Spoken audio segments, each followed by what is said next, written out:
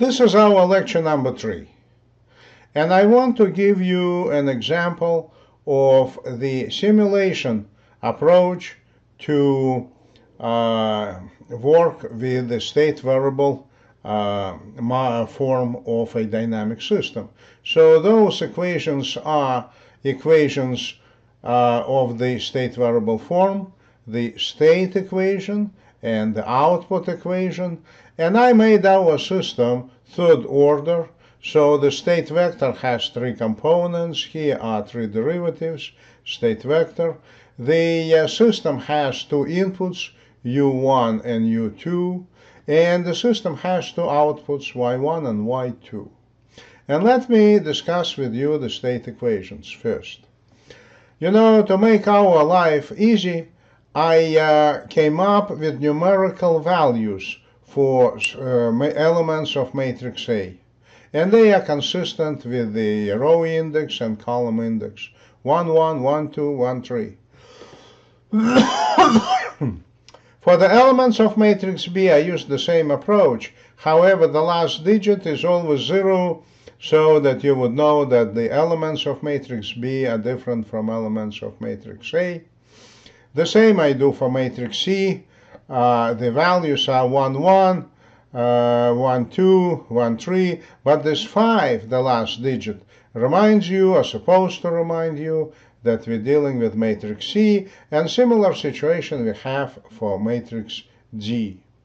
I want you to note that matrix A is a 3 by 3 matrix. It's always a square matrix. It's a fundamental matrix of the system. 3 is the order of our system. Matrix B is a 3 by 2 matrix because it relates every input signal u1 and u2 to every state variable. So it has to be a 3 by 2. Matrix C is 2 by 3 because it relates x1, x2, and x3 to y1 and y2. And matrix D contributes u1 and u2 to the outputs y1 and y2. Therefore, it has to be a 2 by 2 matrix. First of all, I want you to take a look at the matrix diagram of this system. Matrix diagram does not tell you much. It's basically a symbolism. It basically tells you that for the controlled process or for the dynamic system we're dealing with, we have access, always have access to the input and to the output. What happens inside of this box is dependent on our choice of the state vector x. We can have real physical variables for x. Then matrix A, matrix B, matrix C, and G may have some configuration, and this configuration may not be that convenient to work with. Therefore, we may use artificial state variables, fictitious state variables. We may choose fictitious state variables such that matrix A, matrix B, C, and D would have the ideal configuration that makes our life easiest. However, we still have the real physical input U and the real physical output Y in the system. This is a signal flow graph, or they call it not matrix but state diagram. And state diagram is basically excellent representation of the system. It has to be implemented in a simulation tool, and you will be able to simulate behavior of our dynamic system. So what do you see here? First of all, here you have the implementation of the first state equation in the simulation environment. What you have is x1 and x2 and x3 multiplied on the element by element basis by the elements of the first row of matrix A. Take a look. Elements of matrix A, first row, are 1, 1, 1, 2, 1, 3. And this is what you see here, 1, 1, 1, 2, and 1, 3. In addition, there is a contribution of U1 and U2. So you have elements of the first row of matrix B multiplied by U1 and U2 and added. And as soon as you will add all these components, as soon as you will sum them up, what you're getting at this location is the first derivative of x1. You integrate it and you get x1. And x1 will be used throughout the entire scheme now. I showed you here only elements of the elements contributing to x1, but very similar configuration will be built to generate state variable x2 and state variable x3, except right here for x2 I would have elements of the second row of matrix B, and right second row of matrix A, second row of matrix A, and these two elements will be replaced by the elements of the second row of matrix B. You will add these things up, you will integrate the result, and you will get x2. Similar thing will happen when you generate x3. You will have right here elements of the third row of matrix A. Right here you would have elements of the third row of matrix B. You will add things up and integrate the result, and you will get x3. This is the way to generate output y1. You have x1, x2, and x3 multiplied correspondingly by the elements of the first row of matrix C, 115, 125, 135. You can see them here, 115, 125, 135. And then you need U1 and U2 multiplied by the elements of the first row of matrix G. Here they are. You don't have to integrate anything in the state equation. State equation is a static equation, as a matter of fact. It's not a dynamic equation. So no derivatives are taken. You just add things up and you're getting output y1. And similarly, you're getting the output y2. The simulation is, or simulation schematics is shown here for vSim software. But in Simulink it works exactly in the same fashion. I want to tell you, you are students, and therefore I would actually request you to perform this type of simulations on a element by element basis. I do not want you to work with matrices.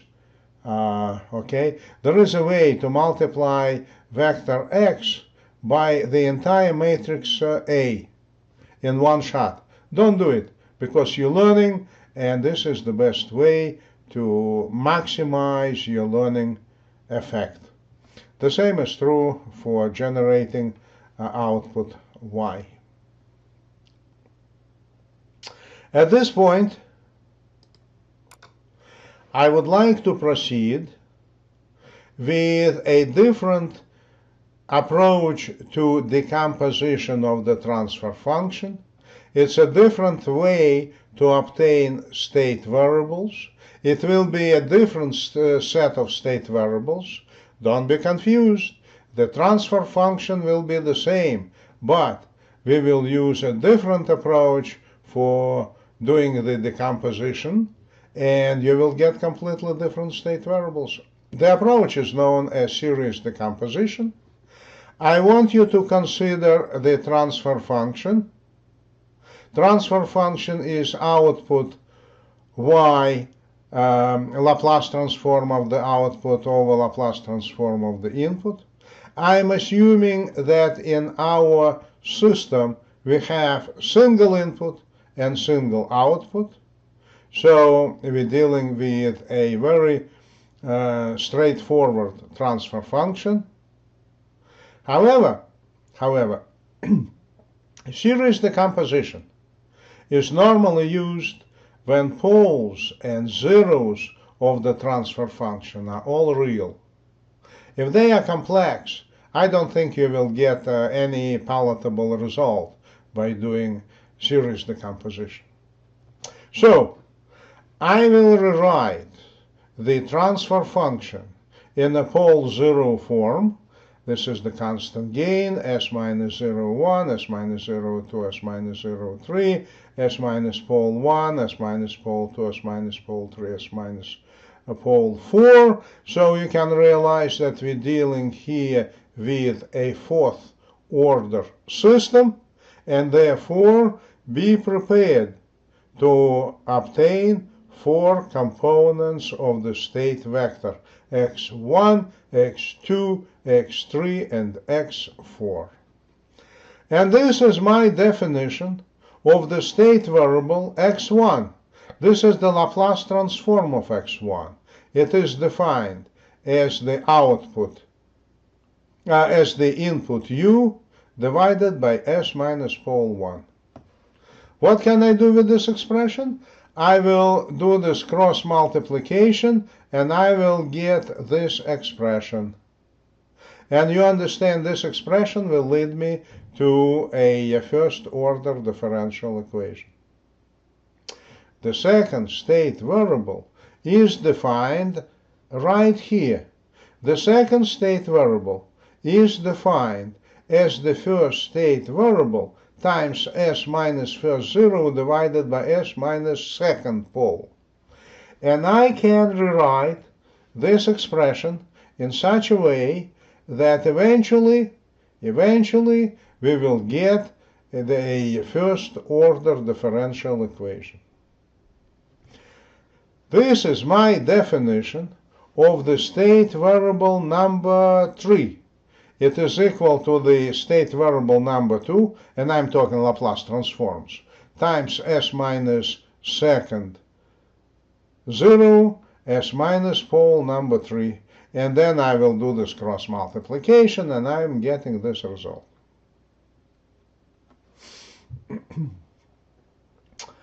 Finally, this is my definition of the state variable x4. It is defined through state variable x3, and state variable x3 is multiplied by s minus 0 number 3 divided by s minus pole number 4, and here I have this expression rewritten in this way. Now you should realize that we're dealing here with a sequence of dynamic blocks.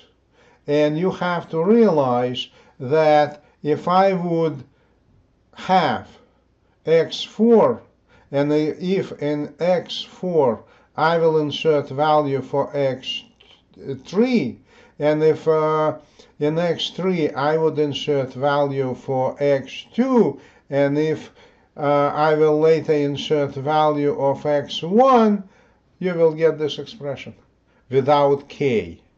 Now, how to get output y out of this expression? Just multiply x4 by k and you will have y. So this is easy.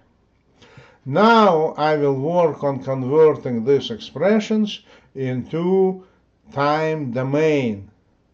It's very easy to handle equation for x1 dot. This is what it is. Take a look. This is an S domain. This is in time domain. You know, multiplication by s is equivalent to taking derivative. This part I will move to the right hand side of the expression, and this is what I will do. And then I will do exactly the same trick for state equation number 2. Here it is. However, I already have definition for x1 prime. And therefore, if I will do a little bit of algebra, I will get this linear differential equation. I'm doing exactly the same thing for this equation number 3, converting it to the time domain. But then, in this expression, I have x2 dot. for x2 prime. But for x2 prime, I already have this result. So if I would do a little bit of work, a little bit of algebra, I will get expression for x3 dot. And exactly in the same fashion, I'm getting expression for x4 dot. Now I have fourth order system. I have equation for x1 prime or x1 dot, x2 dot, x3 dot, x4 dot. I am ready to obtain the matrix vector state equation. Look,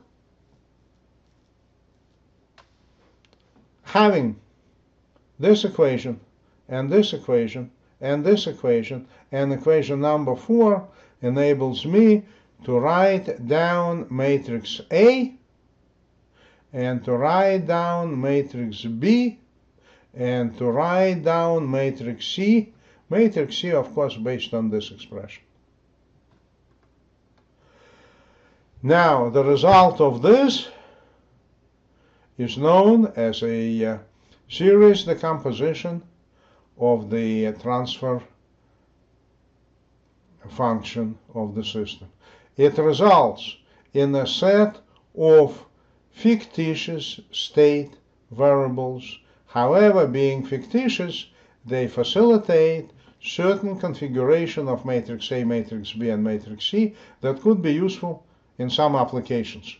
However, keep in mind, this should be done only if the transfer function has all real poles and zeros. And I guess you have to memorize this procedure because at least once you will have to do it by hand. And I also have to tell you that I don't think there is a software tool that performs this type of decomposition. Because a series decomposition is not used that often. It could be a unique situation when you would need series decomposition. Why do we use series decomposition in my class? Because it enables me to emphasize a very interesting fact. Regardless of the choice of state variables, all state variable forms, the one based on natural state variables, the one based on on series decomposition, the one based on direct decomposition, and I will show you parallel decomposition within next minutes, they all have exactly the same nature and represent exactly the same system. I want to talk to you about parallel decomposition of the transfer function now. The parallel decomposition is much more useful than the series decomposition. Okay, the parallel decomposition is very useful for some applications. It would enable you to minimize amount of analytical work that you would do otherwise. It's a key to solving a whole class of problems. Now, parallel decomposition results in such a description, such a form, where equations for individual state variables are completely independent from each other. Therefore, it is called very often decoupled matrix vector description of the system. Each state variable has a completely independent equation for this type of decomposition. This decomposition is performed when the system has all real poles. Zeros are not to be discussed, zeros are not that important, but the poles must be all real. And this is a fourth order system that has all real poles, P1, P2, P3, and P4. The next what I have to do, I will perform partial fraction expansion of this expression. How do we perform partial fraction expansions? Of course, using a computer tool. And I have this expression, where coefficients C1, C2, C3, and C4 are expected to be all real, and the computer tool will give you their numerical values. Now, if I would multiply this partial fraction expansion by u, I will obviously get output y.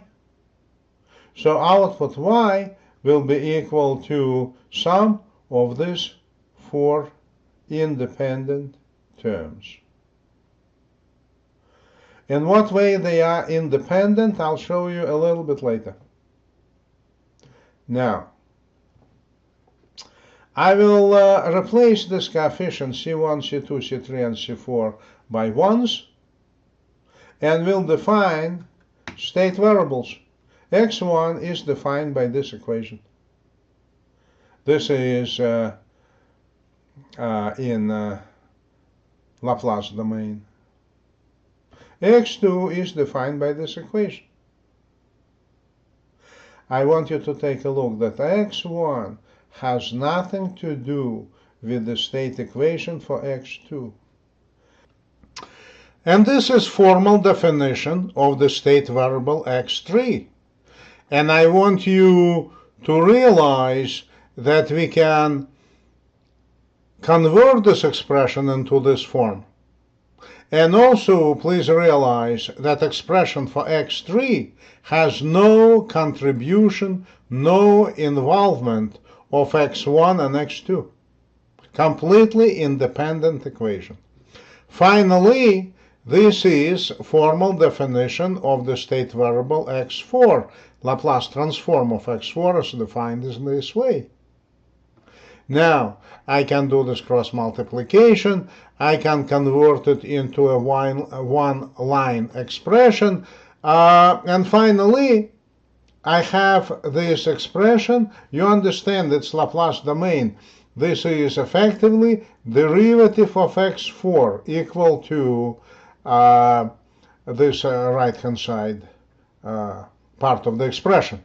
And again, in the expression for X4, X1, X2, and X3 do not contribute. Now, if you would take a look at these expressions for X1, X2, and X3, you will realize that if you would multiply state variable by C1, where C1 is the coefficient of partial fraction expansion, if you will multiply X2 state variable by coefficient C2, and C2 is the coefficient of partial fraction expansion, and so on, X3 by C3 and X4 by C4, you're getting the output Y of the system. What we will do now, we will convert expression for X1, expression for X2, expression for X3, and expression for X4 from the S domain into the time domain under zero initial conditions. And this is what we get. And you understand that these equations are very consistent with the standard format that we use for state variable description of dynamic systems. And therefore, based on this expression, you can easily figure out that the fundamental matrix A is this matrix. It's a diagonal matrix. That the matrix B is matrix consisting of ones. And matrix C comprises coefficients of partial fraction expansion. Now, this matrix A, fundamental matrix, is a diagonal matrix, and therefore the decoupled form we also call diagonalized form. And as a matter of fact, each time when we want to represent a system consisting of four effectively independent dynamic channels, we have to use a diagonalized fundamental matrix. And now let's consider some examples. This is a transfer function of a third-order dynamic system.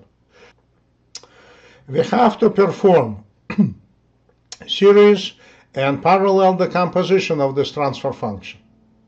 And then we will consider how to obtain simulation state diagrams of the resultant matrix vector description.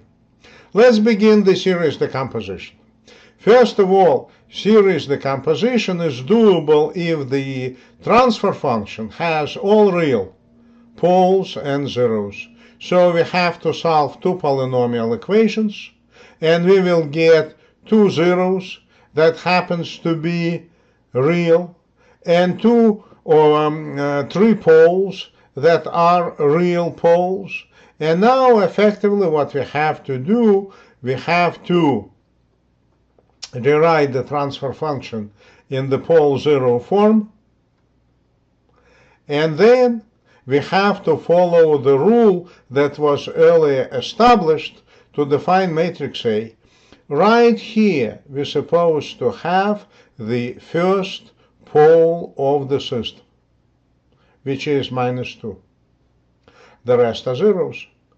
Right here we're supposed to have the first pole of the system minus the first zero of the system, which happens to be -2 minus -1, and so on.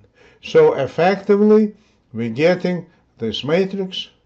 Matrix B supposed to consist of ones, and matrix C supposed to have all zeros except the last element, and the last element should be the constant gain of the transfer function.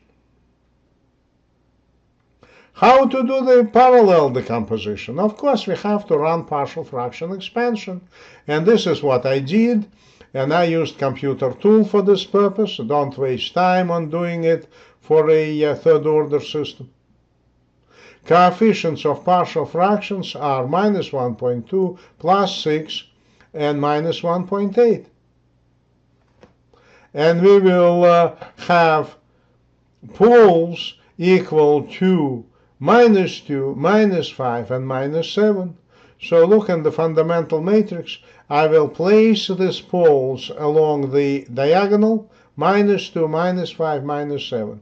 Elements of matrix B are all ones, and the coefficients of partial fraction expansion I will use to define matrix C. We're done.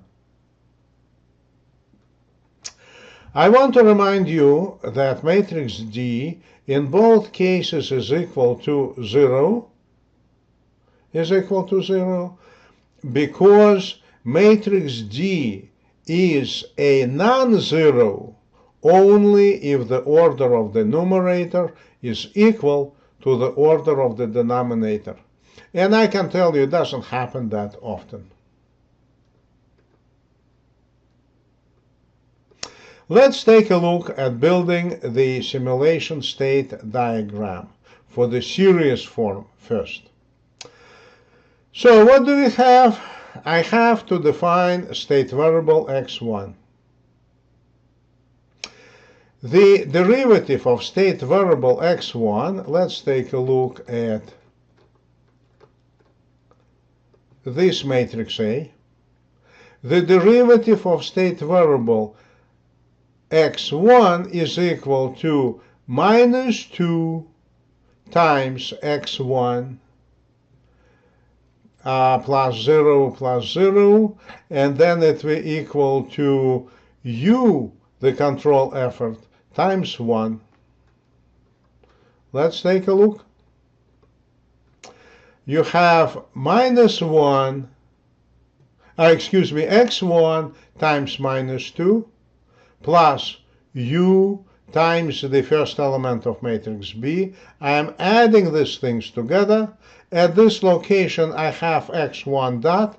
I integrate x1 dot, and I have x1. And x1 is used right here. Now, let's talk about this part of the simulation system. The definition of x2. Look, I have x1 and x2, and they are multiplied by the non-zero elements of the second row of matrix A. Minus 1, minus 5. Let's make sure. Yep, minus 1 and minus 5. And then I'm supposed to have u multiplied by 1. And you have it right here. So at this location, I'm getting x2 dot. I integrate it, and I have x2. How about the third variable? The x3 dot, if you will take a look at matrix A and matrix B, is equal to x1 times element number 1 of the third row of matrix A plus x2 times element number 2 of the third row of matrix A plus x3 times element number 3 of the third row of matrix A. They are right here. And then I need element number 3 of matrix B multiplied by the external forcing function u. When I add these terms together, at this location I have x3 dot. I integrate it, I have x3. Now, what is this? This is y. Y is equal to 0 times x1 plus 0 times x2 plus 3 times x3. And I have it right here. This is variable x3 multiplied by this constant gain. This is how it would look in the simulation environment. And right here I have output y. How will you simulate step response or some other response in this system? Of course, provide numerical definition for the forcing function, apply it to the box symbolizing the input signal, and your system will operate. How to handle the parallel form.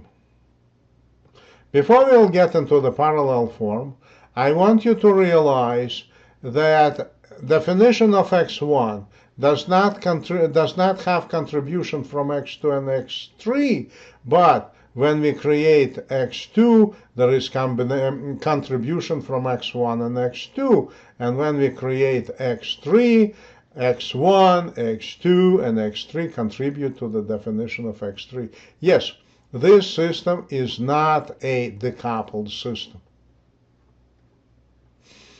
Let's take a look at our simulation diagram for parallel form. How to get x1? To get x1, I have to have x1 multiplied by minus 2. I have to add the forcing function. And at this location, I have x1 dot, or x1 prime. I integrate it, I have x1. How to get x2? To get x2, I have to have x2 multiplied by minus 5. And I have to add the forcing function. And at this location, I have x2 dot. I integrate it, and I have x2. Similar approach, I have to get x3. I want you to realize that when we create x1, x2 and x3 do not contribute. When we create x2, there is no contribution from x1 and x3. When we create x3, there is no contribution of x1 and x2. Now, if I would multiply x1 by the coefficient of the first partial fraction, if I will multiply x2 by the coefficient of the second partial fraction, and if I would multiply x3 by the coefficient of the partial fraction number 3, and if I would add these results, I'm getting the output y. I want to demonstrate you how a system could be simulated in the transfer function form, how the same system could be represented and simulated by the canonical controllable form, how the same system is represented and simulated by diagonalized form and by series form. So first of all, you can see in my simulator, and this is VSim simulator, you can see the system represented by a transfer function. I will connect system output to the plotter, and I will run system response to a sinusoidal signal. This is what you will get. System, go. Response to a sinusoidal signal. Now what I will do? I will show you that this is a canonical controllable form. Look what I have. I have state variables x1, x2, and x3. How they are obtained. In order to obtain x3, first of all, I would obtain x3 dot, and x3 dot is equal to x1 times minus 16, x2 times minus 26, x3 times minus 11. They happen to be elements of the characteristic polynomial listed with the opposite signs and starting from the s in the power of 0 order. And then I have to add element of matrix B, non-zero element, multiplied by input forcing function. And of course I will get at this location x3 dot. I integrate it, I will get x3. I integrate x3, will get x2. I integrate x2, will get x1. x3 times 5, x2 times 50, and x1 times 105 give me the output y. Let's see how it works. I will connect output of the CCF simulation to the same plotter, and the same sinusoidal signal is applied to the input of the system in the CCF notation, system, and go. And nothing changes effectively, and it shouldn't change because the output supposed to be the same regardless of the state variable configuration. This is the diagonalized form. Look what I have. I have independent variable for state variable z1, independent equation for z2, independent equation for z3. Now, I have to give different names to these state variables. They are not x's, they are z's, otherwise my simulator will get confused. But everything is done exactly as it's supposed to be done. I'm applying this input, the same input to the system. This is the output of the system, and go. And you don't see any changes because it's exactly the same output you see. This is the series form. In the series form, I use state variables W1, W2, and W3. And my simulation is very consistent with what you were supposed to obtain if you would follow the rules. And I have this simulation set up. Just for example, State variables W1, W, and W3 are multiplied correspondingly by the element of row number 1 of the fundamental matrix. The forcing function is applied. At this location I have W1 dot, I integrate it, I have W1. W1 is used in all the simulations. Similar, I'm handling W2, W2 and W3. Now, if you remember, matrix C is supposed to have only one non-zero element. In my situation, it is constant gain 5. And this is how I get the output. So look, I already connected this output to the plotter.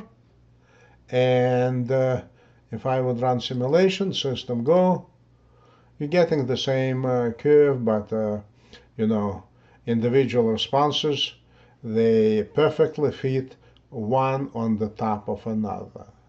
However, the state variables are very different.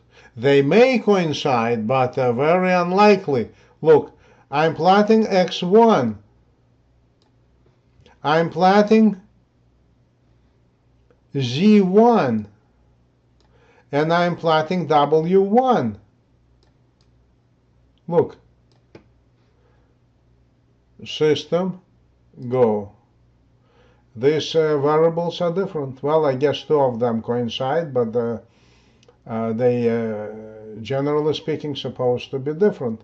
Look, I'm doing now x2 of the CCF, z2 of the diagonalized form, and w2 of the series form.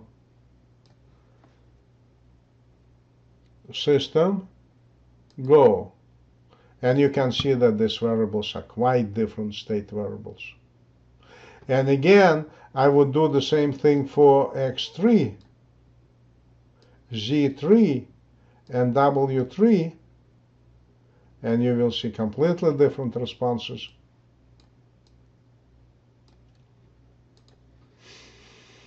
System, go.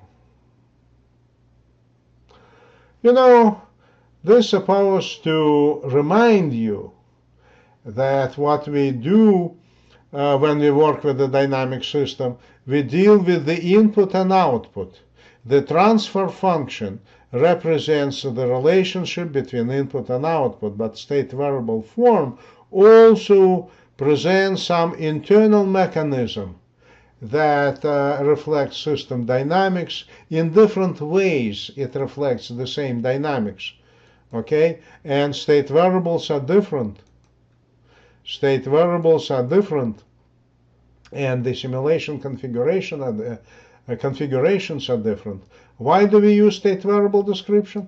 Because in this case, or in this case, or in this case, the matrix A, matrix B, and matrix C could be different, could have different configuration, and in some cases, the appropriate configuration is crucial for solving the particular control problem of interest.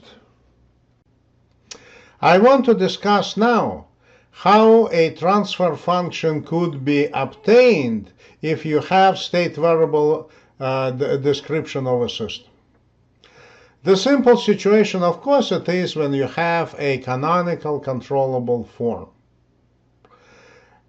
You have to recall how to perform direct transformation, how the matrix A is defined, how matrix B is defined, and how matrix C is defined if you have the transfer function. How to do it by inspection. Well, so if we would summarize this transformation, you have to keep in mind that first of all, you have to take a look at the order of the transfer function. Order of the transfer function is always the same as the size of the matrix A, fundamental matrix. So if you're dealing with a canonical controllable form where fundamental matrix is n by n, the transfer function supposed to have order of n, and the characteristic polynomial will have highest order of s equal to n. This is easy, and the number of state variables should be equal to n. This is easy. The second, you have to recall how we are obtaining the last row of matrix A. You know that the first row of matrix A, when we do direct decomposition, is a very straightforward thing. Second row is very easy. Only the last row requires you to utilize your brain power. Well, the first element of the row of the last row is taken with the opposite sign, is the coefficient of S0. So you're looking at matrix A, looking at the last row, and the first coefficient in the last row is nothing but coefficient of S in the power of 0 taken with absolute sign, with opposite sign. The second element of the last row, if you will change its sign, will be the coefficient of s in the power of 1, and so on, and so on.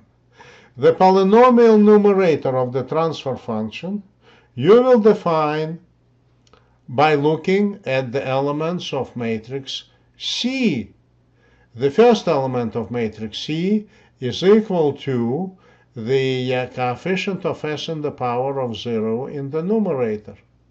The second coefficient of matrix C is equal to the coefficient of s in the power 1 in the numerator, and so on. So this is easy. How about matrix B? Element of matrix B is always equal to 1, so there is nothing to worry about. So after saying this, I want you to look at this example. I have a state variable definition of a dynamic system. It is canonical controllable form. How do we know? Take a look at the configuration of matrix A. We have this ones, sequence of ones. We have special configuration of matrix B. All zeros and last element is equal to 1, and elements of matrix C, which are not indicative, of course, of the CCF. Matrix A and matrix B together define, is responsible for recognizing this form as the canonical controllable form. Well, let's work on the numerator. This is supposed to be coefficient of s in the power of 0, right here. This is the coefficient of s in the power of 1. It is right here. This is the coefficient of s in the power of 2. And this is coefficient of s in the power of 3. Very easy. Let's work with the elements of the last row of matrix A. 4. Let me start from the first element. Minus 10 is coefficient of s in the power of 0 with opposite sign. So I have to write here plus 10 because this coefficient is minus 10. The next coefficient, s in the power of 1, supposed to have plus 3. Because this is minus 3, we change sign and we're getting plus 3.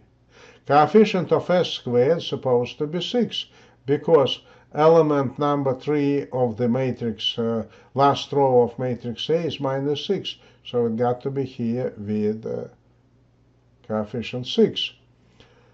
The last element of the last row of matrix A is 4. I will change its sign. It is minus 4, and this is coefficient of s in the power of 3. And of course, it's a fourth order system. Therefore, I have to insert s in the power of 4. This could be done by inspection. In general case, it's not that simple. This is the general expression.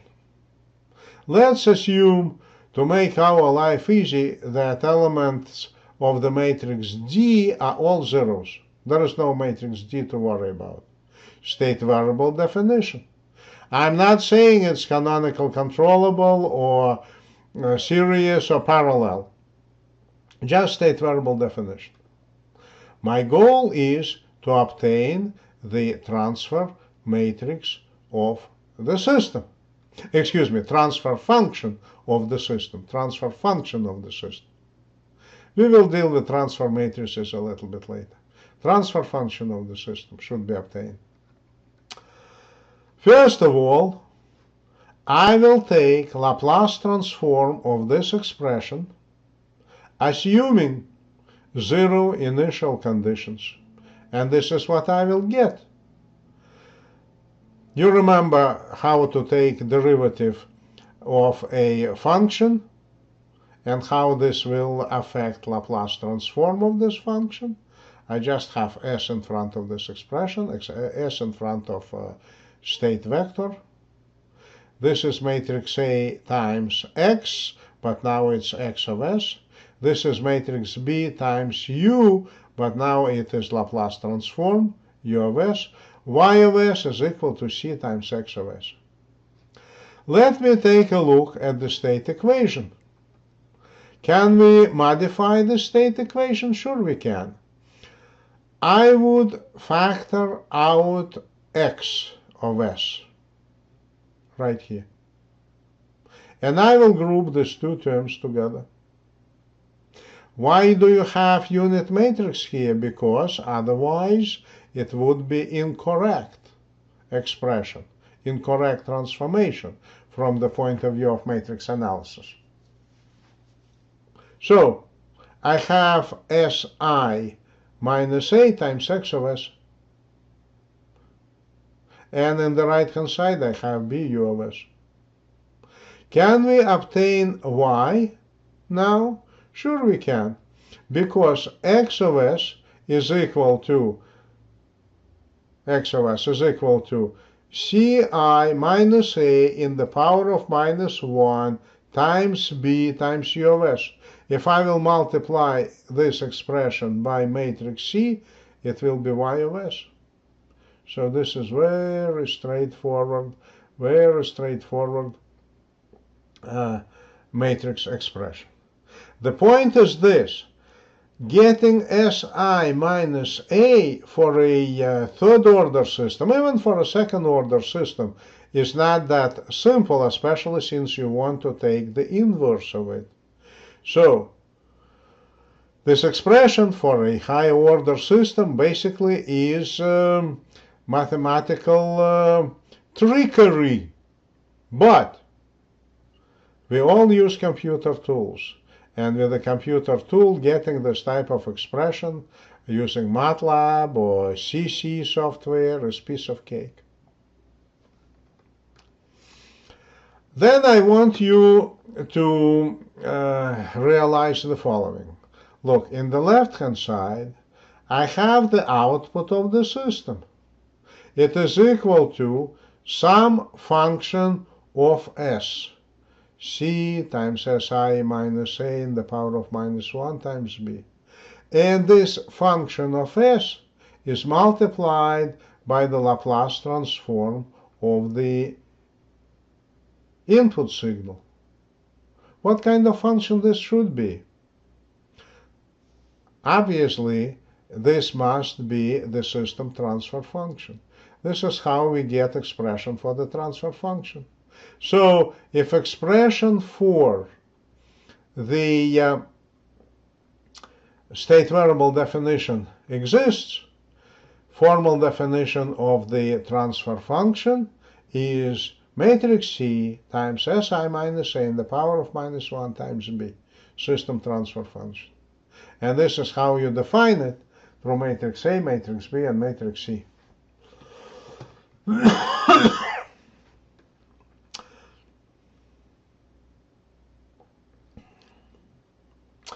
Now, take a look at this part of the expression. This is the part of the expression of the transfer function. Okay, this part of the expression Si minus A is in the power of minus 1.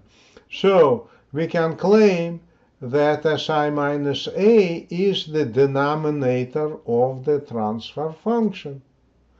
Power of minus 1 means that we're placing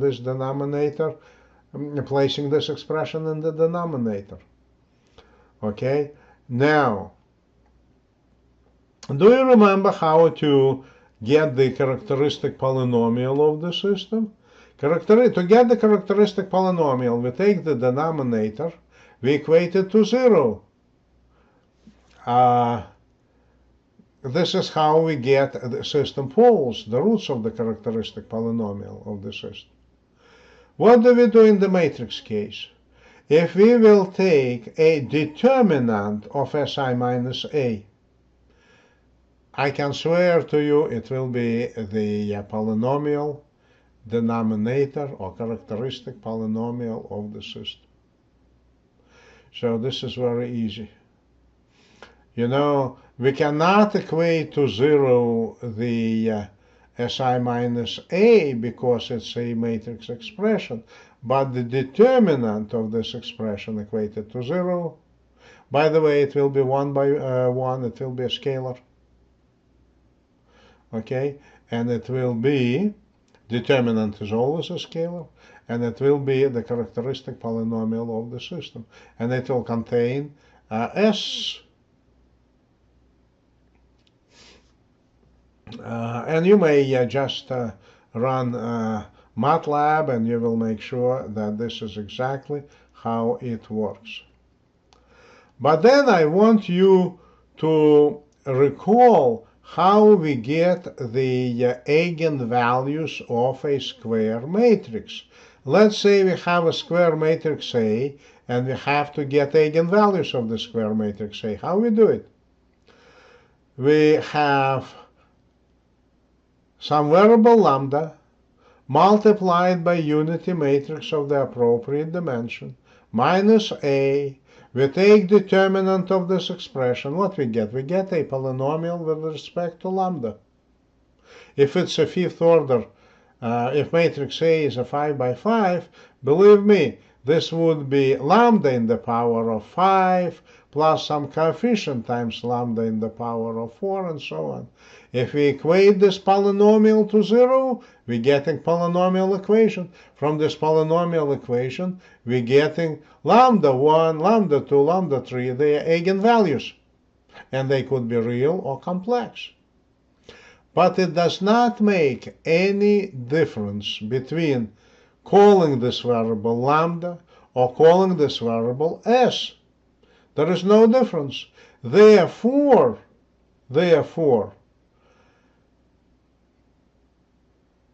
eigenvalues of matrix A are nothing but poles of this system transfer function. So how to get poles of the system transfer function? Get the characteristic polynomial equated to 0, solve equation, you will get system poles. But what if system is defined by a state variable notation? By a state variable form. How we get a system poles? There is no polynomial denominator anymore, but there is fundamental matrix. Take eigenvalues of the fundamental matrix. They are poles, or they are the same as the poles of the transfer function. So I guess if you're solving polynomial equation, you're using one numerical technique. If you are working with state variable notation, the numerical technique is different. It will be adopted from the matrix analysis. So again, I want to reiterate that eigenvalues of matrix A are exactly the same as the poles of the system transfer function.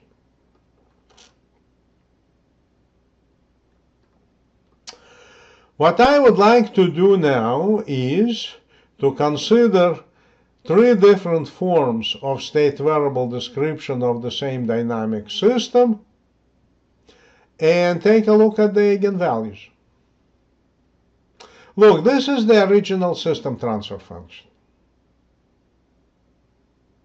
If I would look for system poles, I would take this third order polynomial, equate to 0, use computer tool, and I will get system poles. -2, -5, -7.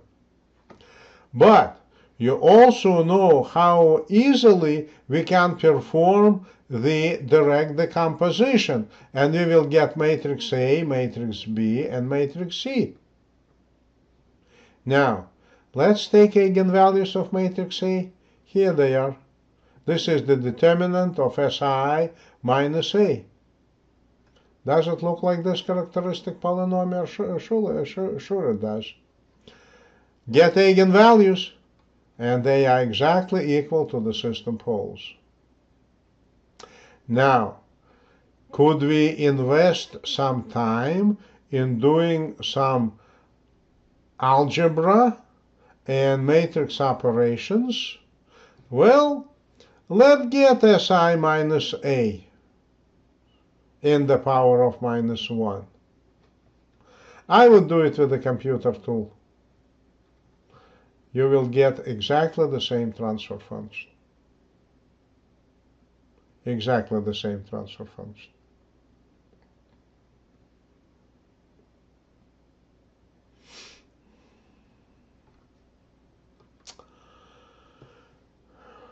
The series form. This is the series form that you would get out of this transfer function if you would follow the rules for series decomposition.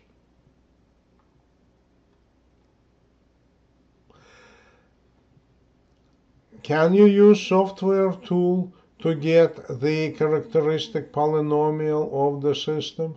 Yep, I will take determinant of Si minus A, and you will get exactly the same denominator. Exactly the same denominator. And in MATLAB, this type of operation is quite easy to perform. Quite easy to perform. Now, can you take the inverse of this expression? I wouldn't waste my time on doing it, but with the computer tool you can do it. And if you would multiply this inverse on the left by matrix C and on the right by matrix B, of course, of the series form, you will get the same transfer function with the same numerator and the same denominator. Finally, the parallel form. You will immediately see the advantage of the parallel or the coupled form. First of all, how to get the determinant of it. To get the determinant, you have S plus 2 times S plus 5 times S plus 7, and it will give you this polynomial. Tremendous saving in your computational effort. Now, can you get eigenvalues? How to get eigenvalues? First of all, you need to take the determinant of this expression and find roots, and here are the roots. Now, how about getting the Si minus A in the power of -1? If it is, since matrix A is a diagonal matrix, this is very easy to do. You know, in the case of a diagonal matrix, the inverse will be equal to also diagonal matrix, and each element of the inverse matrix will be equal to the inverse of the original matrix. So look,